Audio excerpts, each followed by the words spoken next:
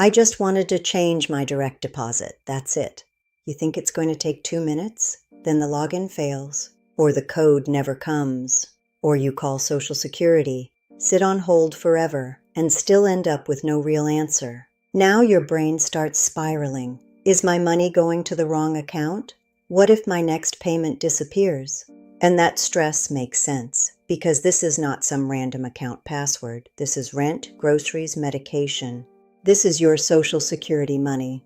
Here's the part nobody explains clearly. What feels like one problem is usually 3 different problems sitting on top of each other. 1. You need to change the bank information. 2. You may not be able to get into your personal My Social Security account. 3. The rules changed because direct deposit fraud was a real problem, so people get bounced around.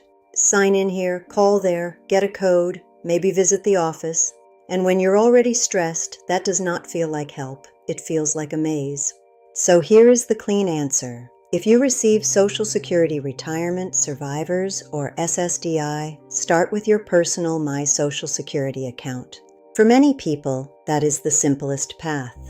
And if the update is available to you there, SSA says you can even choose when the change takes effect. If you receive SSI, do not waste an hour hunting for an online button that may not be there. SSA says SSI changes are handled by phone or your local office. Now here is the step a lot of people never heard about. If you want to change direct deposit by phone, Social Security says you need a one-time code first.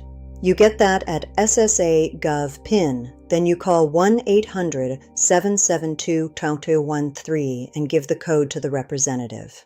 If you cannot get into the account and you cannot generate that code, Social Security says you'll need to go to the local office and show ID. That is, unless your bank can send the update directly through Automated Enrollment. This is because direct deposit changes are a fraud target. This isn't because you did something wrong, it's about security.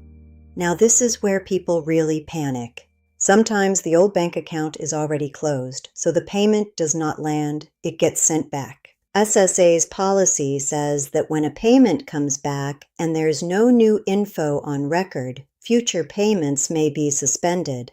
If the new info is already on file, SSA may be able to reissue the payment, but that can still take a couple of weeks.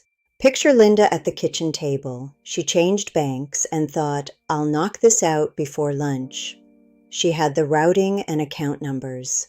Then she could not get into the account. Then she sat on hold long enough to memorize the music. And then she learned the problem was not her bank numbers. It was the missing code step. That's the part that makes people feel crazy. Not because they are careless, but because no one said it in plain English. Before you call, do these 3 things. First, try your account one more time. If you update there, save that confirmation screen. If the real problem is creating the account, SSA says call and say Help Desk for priority service. Second, if you want to do the change by phone, get the one-time code first. Do not spend an hour on hold only to find you missed the step that unlocks the call. Third, ask your bank if they offer automated enrollment. If they don't, go to the office. You don't need an appointment just for direct deposit.